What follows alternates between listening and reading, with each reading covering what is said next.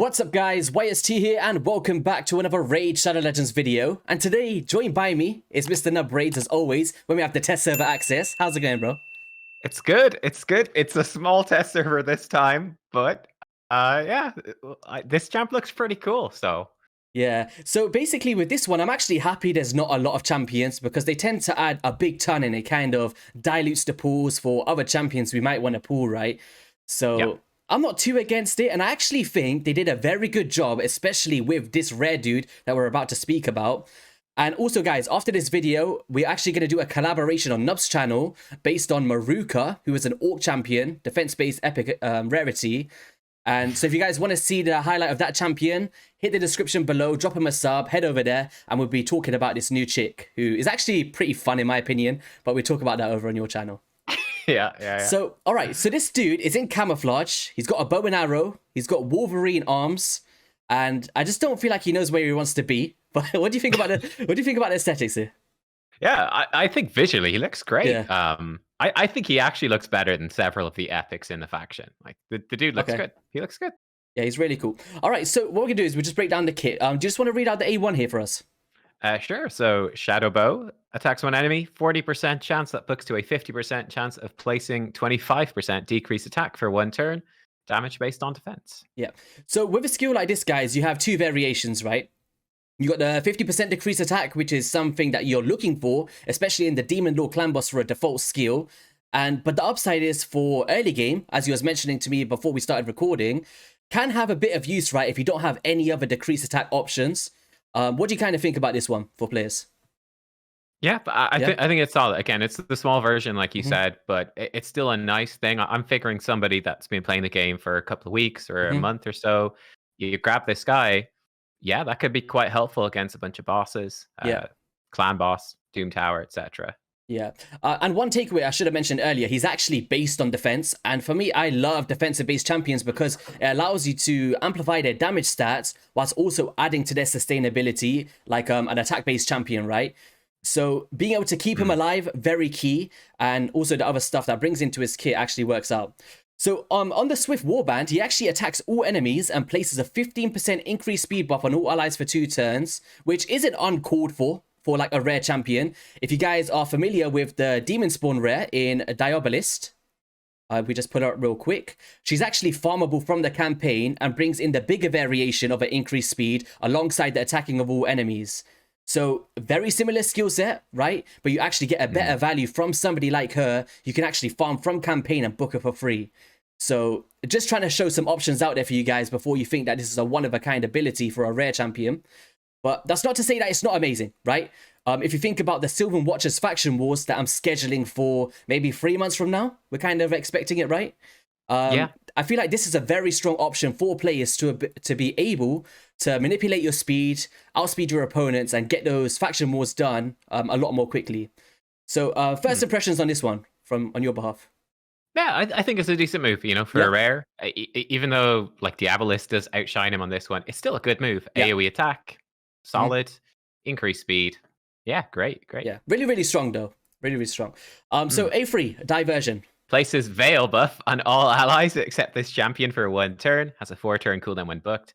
Also places Shield on all allies for 2 turns equal to 20% of this champion's max HP. Yeah. So what's your first takeaways from this, like, regarding this is a rare champion? My first takeaway was that I think the second part, my first takeaway is, hey, good solid move. That's a solid shield, looks good. And then I thought the Veil thing, it's a bit funky, you know, like only 1 turn of Veil. That could be tricky to actually be useful. It has some use with this passive, but that was my first thoughts. What about you? For me, like obviously Veil, not as impactful as a perfect Veil, like you may see with a Duchess, guys. But a Veil actually allows you to have 7.5% of damage mitigation, which is actually pretty huge. But as you just brought up, this is only on a 1-turn cooldown, meaning that for 1, it's going to expire very quickly because it's not on a 2-turn. So you may want to think about bringing in a buff extender as an option, or just relying this as an extra feature to his kit. But also placing a shield buff based on this champion's max HP. I'm sure you're aware, Nub. There's a bunch of champions that's based off their max HP. And that's kind of things that we're not looking for as players, because being able to have an equal playing field and knowing how much value of a shield you're getting based on a single champion is a lot more beneficial, right? The one downside of this kit would be the long cooldown of a 4-turn, which I think isn't too bad. If you're thinking about maybe speed tuning for something, you just have got to think that you'd have to think about 4-to-3 ratios of a champion on a 4-turn cooldown, which his base stats actually has only 95 speed, guys. So it's not the worst in the world, but also not the best. So trying to reach those 4-to-3 ratios could become a little bit tedious for you guys if you're banking on a shield buff. But overall, rare champion, can't complain. I'm looking forward to seeing the values of that. Leading into the passive, actually, with the camo cover, very, very interesting, I'd say, because he decreases the damage received from skills by allies under Veil or Perfect Veil buffs by 5%. Now, as we just spoke about with the Veil, 7.5% for the Veil, and then extra value for the Perfect Veil. And this champion is actually swooping in and adding an extra 5% damage reduction to what already is a strong ability in these buffs. So pairing this with other champions such as Roxanne or Duchess, which you might not want to do, of course, they're different calibers of champions, but the option is there to get some more damage mitigation, which could become helpful, right? But of course, if you don't want to pair him with other champions, he does bring it in his own kit to help out in the waves and stuff. Do you think this is a strong ability for players or just something that's an extra bonus, I guess? Yeah, I mean, it's an extra bonus, but it's a very helpful one. Yeah. Like you were saying before we started recording, when you actually stop and you think about that shield ability, right? A shield that is scaling off this champion's max HP, that is so much stronger than so many shields in the game, because you can build this guy as a big old tank. He's got good base HP. He'll give out a really good shield, a bit of damage reduction from the Veil as well from that first turn. He's going to take some hits because he'll be targeted with the Veil and he can tank it. He's got high HP, good defense. Yeah, I think when all of this kit comes together, it's actually really solid. I actually like this champ a lot. The more I think about him, the more I'm like, this is a great, solid, rare champion. Like, really good. Yeah, and guys, he's actually available as part of the Owella fusion. Now, I'm not sure exactly your take on Owella. Are you a big fan of it? First impressions? Are you going to be going for it? Yeah, I think I'm out of what I've heard so far, I think I'm the one who likes her the most out of everyone, but I still have to test her to see. But I think she's great. I think she's great as well, especially paired with Oltan of the Shell. I think she becomes pretty phenomenal, actually. But I'd say the downturn of her is, one, it's a traditional style fusion. And I think players aren't saying she's bad. Like, even me, I don't think she's bad at all. I just think it's the back-to-back fusions and the resource cost that players are struggling with, like being able to keep up with these fusions that Plarium's dropping for us, right? And I think for me, on my main account, I've got no shards. I've got no... what's it called? Affinity potions to rank up and all of this stuff. It's just, that's basically what you got to consider, right? Is can you get it done? If you can, it's always worth getting legendary champions in your account. But if you guys aren't going for the fusion, what I was gonna say was, this champion is a good option out there for the future faction wars. But what was you gonna say there? Sorry. I was just going to say, you've been grinding too hard and you're free to play, man. The main account, it's been neglected. It's true. It's true. Yeah. You gotta win that free to play series. No, but even for like a free to play though, like I would actually go for a Shadowbow Tirlac. I think he's actually pretty cool, man. Yeah. I actually, do you know off the top of your head? Because I forgot to check before we were recording. Okay. In terms of rare secret rooms, especially in Doom Tower, because you look at this guy, I think there's a few secret rooms, right, which are rares, which can be quite tough. He's going to be amazing for those. I don't know if there's any rare defense ones, but I don't think so. I'm not too sure. I think there's a HP and an attack one. I don't think there's a defense one. But for any of the rare secret rooms, this guy's going to be a monster. Like, you get him fast in a stun set. He's going to be shielding. He's going to be stunning, increase speed. Yeah, he's solid. I like both these rares from Sylvan Watchers, dude. I think they're both... Oh, the Pathfinder Kate as well, right? She's pretty cool. Yeah, like they're not game changers, but like for rare champions, they're both actually like good. Yeah, to see us getting hyped over a res, actually, it shows it, right? Because I never get hyped over a res nowadays. So all right, so I actually managed to pull a soul for this champion. Got pretty lucky. Got a 4-star soul from a normal soulstone actually, and I actually put the Phantom Touch on. But in terms of like other blessings that you would recommend players, is there anything else that would pop out to you for a champion of this kit, or? The nerfed Phantom Touch. In terms of anything else, no, I think Dark Resolve, Indomitable, I think they're all still weak. Miracle Heal does nothing. There's not much options. Hero Soul, Faultless Defense, they're okay. Those two ones I think are all right. Carapace is maybe all right. Survival Instinct I think is decent, especially at higher rank. But I don't know. I think Yeah, the disadvantage of the Phantom Touch is that the damage scales off attack, and this is a defense-based champ, so the attack does nothing for him. But it's like you said, even after the buffs, is there anything that stands out as being worthwhile? Yeah, I even don't know if something like there is. Indomitable Spirit, actually, just for the base stats alone, could be a bit of a good choice, right? Some block Yeah. debuffs in there, some extra defense, being able to have a chance to block out these nasty debuffs as well for the waves. I think this is a pretty strong option out there as well. Yeah. What stats do you get on the turn meter boosting one? I actually don't remember. On the turn meter boosting, I believe it's a 5%. Are you talking about the one from... Chaos one. Oh, the Survival Instinct. Yeah, so you get 5% for the 1-star, 7%, and it caps out at a 10%. Yeah, that's okay. The stats aren't great though, are they? Like, a bit of HP is alright, but bit of shield maybe. I'm actually a fan of this one. I like this one. I'm gonna put this one on. I'm gonna change it. All right, sure. Oh, so all right, guys. So with this kind of showcase here, we actually wanted to go through a step-by-step of how we would build this for a vast majority of the player base, because traditionally we tend to always put the best gear on we've ever seen and try and maximize damage, take them into the dragon and nuke everything. But I feel like a champion like this provides a lot more support, right? So what kind of gear sets are you looking for with a champion like this, and what kind of stats are you looking for? In terms of stats, I think I'd be looking for speed, get him cycling through those abilities. Yeah. I'd be looking for lots of HP, make his shield bigger. And honestly, that's pretty much it. Like, maybe a bit of accuracy for that decrease attack on his A1, but I don't think he's going to be too stat intensive. Yeah, I'm actually thinking, do we need the decrease attack? I don't think we do, honestly. No, it's not necessary. I think it's a nice perk. But it's not necessary, you know? Yeah, so what shall we get him in? Shall we put him in like a stun set or something? I heard that you said that was a pretty cool option potentially for waves. Yeah. Yeah? Sure. Yeah, stun set's pretty good. It can be hard to get early in the game. Oh, your storage is full. Uh-oh. This is what happens, guys. You can watch it. You can watch it live. We're on the test server, so I can just sell some pieces. But yeah, like early game, I think, you know, even sets are going to give him a bit of accuracy or speed are going to be fine. Lifesteal, if you've got a lifesteal set. You know, for if you're bringing him into clan boss, that could be fine too. I think he's quite flexible, really. Yeah. And then late game, yes, I'd say stun set late game is the way to go.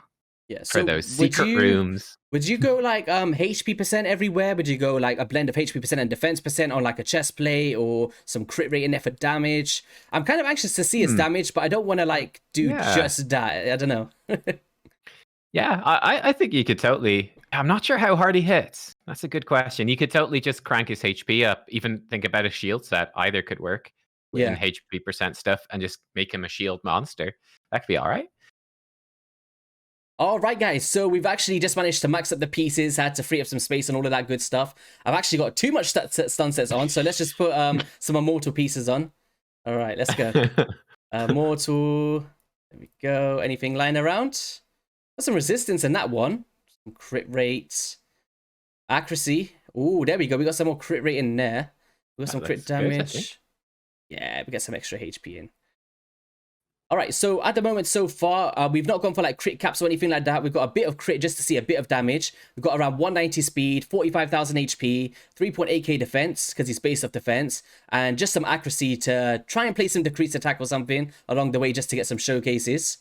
Mastery tree, what kind of ways would you think? Like maybe the defensive, heading down to some resistance maybe, the support tree, trying to like extend the value of the increased speed with lasting gifts? Yeah, I'd probably go down... Oh, that's a tough one. The support tree could make a shield stronger too. Yeah. Depending on how strong the shield is, that could be nice. I think there's probably no harm. I'd say if you're an early game player, there's probably no harm as well just sending him down and grabbing War Master. If you do get him up to 6-star, I'd say War Master. If you're not going to get him to 6-star, it's not so good. So you could kind of mix it up at that point. Yeah, 100%. So I'm just going to basically go down to a buff cost expiring, so his increased speed. We have got the Shield Bearer to have an extra value of shield. We'll probably go for something like Cycle of Magic. Maybe try proc some extra turns in there. Maybe some Spirit Haste and some Sniper for his decreased attack. We'll just go down to the War Master as well, like you said, just for the bosses in general.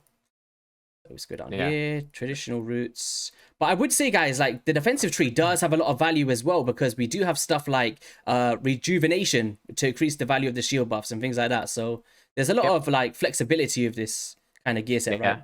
Yeah, you could run like fear. If you're gonna put him in stun specifically, you could run Fearsome Presence, up the chance of stun. That's a pretty standard thing to do for secret rooms as well. More late game, of course, but yeah.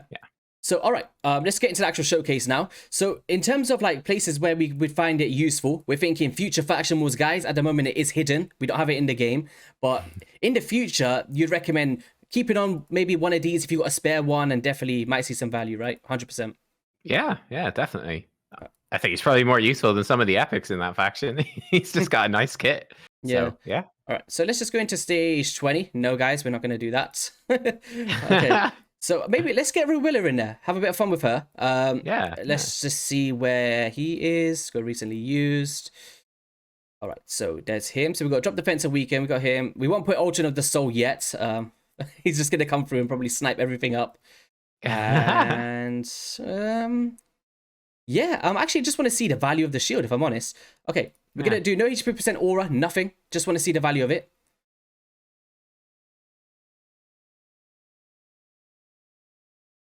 Go drop defense and weaken. Let's see what he does without presets. So there's the shield.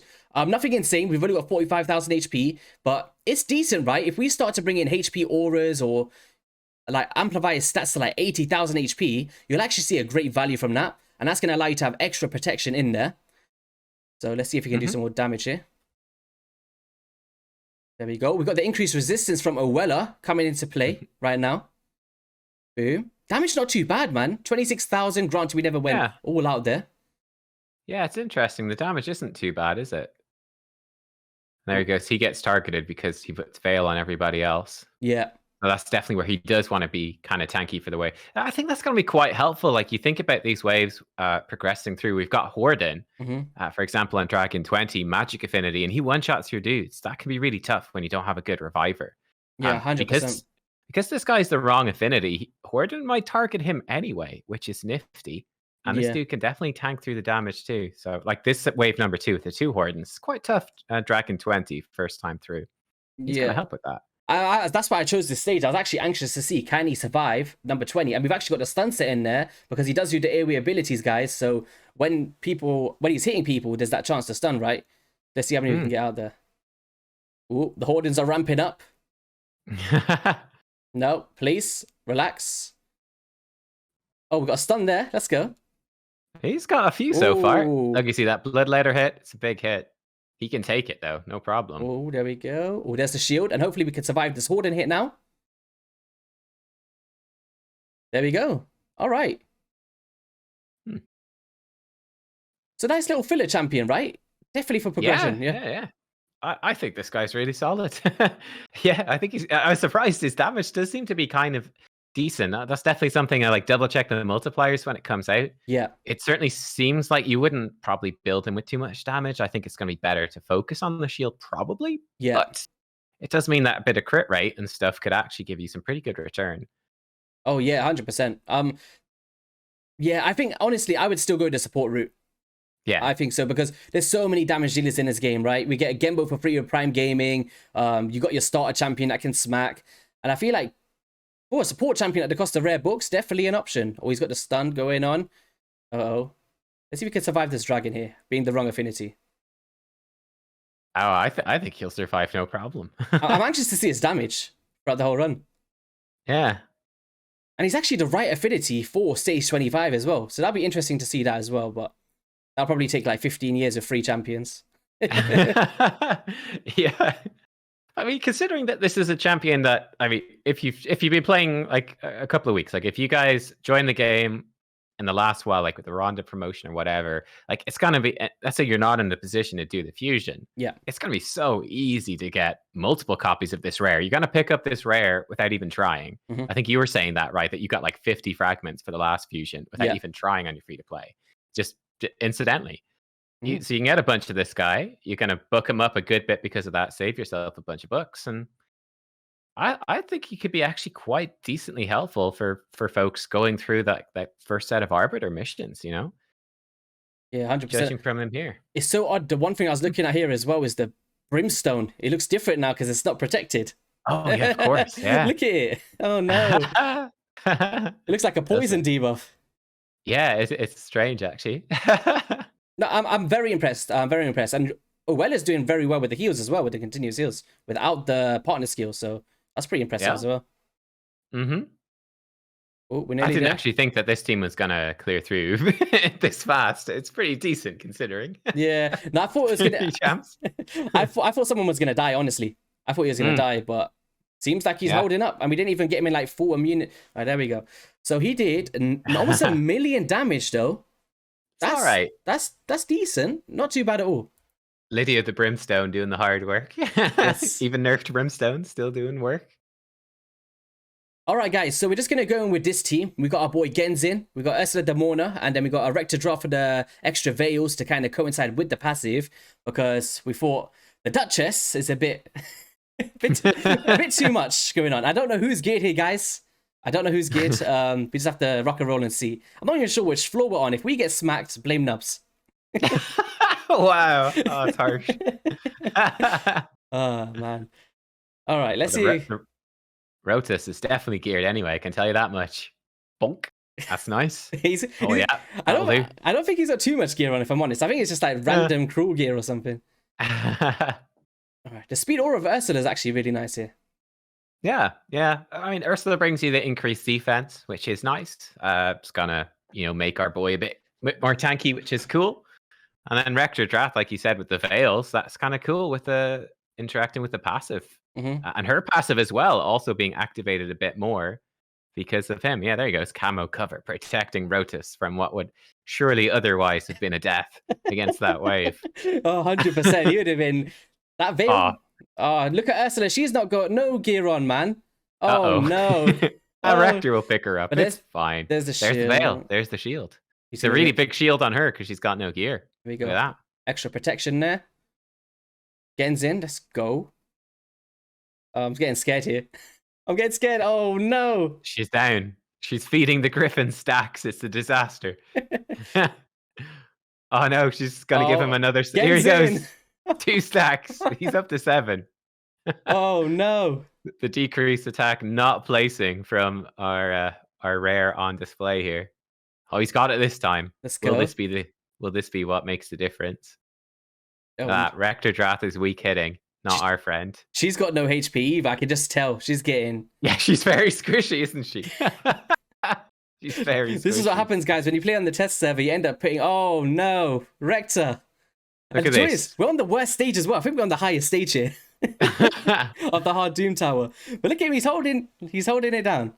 What this proves, this rare champion is now confirmed to be better than Genzin, Rector Drath, and Ursula the Mourner. You made it further than they did. Oh, God. That's the takeaway, I think.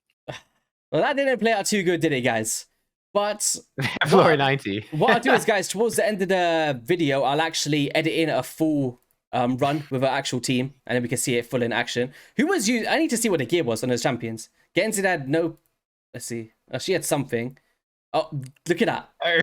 Naked. I'm surprised she even got through that. Yeah, she did well, considering. So yeah, there could be like uses for like early game arena potentially. Get a bit of shield in there, some perfect veils, get some damage mitigation and stuff. Yep. And depending on the damage multipliers that hopefully we can find out soon, we can kind of see from there. But I feel like the stun set is actually pretty fun on him, but I'd probably go with full immortal if I want to get like a true value of a shield, right? Sure. Yeah. I mean, I think that he's mostly like obviously an earlier game champion, but one that's worth building, I think. And you get him early, he's actually pretty solid. Yeah. So it depends what sets you've got as well. All right. You might not have anything useful. But yeah, I think anything, like you said, shield set, immortal, freaking resilience from the forge, that could work pretty well too. Anything like that. Bit of perception if you want his A1 to land. Quite a flexible champion. Yeah. He's definitely not a cold heart level. Yeah. But, solid enough. Yeah. What do you think? Like, if you got him, let's say on your free to play right now that you're playing, would you build this champion right now? You've been playing about a month, right?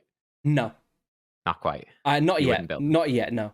The main thing is it's basically down to resources and trying to like put my resources into like more higher end champions. But when you talk about the future, like faction wars and stuff, then yes. Or if I just needed a shield, right? Like if I wanted to face the Scarab King or something and I didn't have a shield champion, I would actually look towards the low cost of rare books for somebody like him. Granted, it is on a 4-turn cooldown. If you go back to back with 2 different shield champions, you can kind of keep that up consistently, right?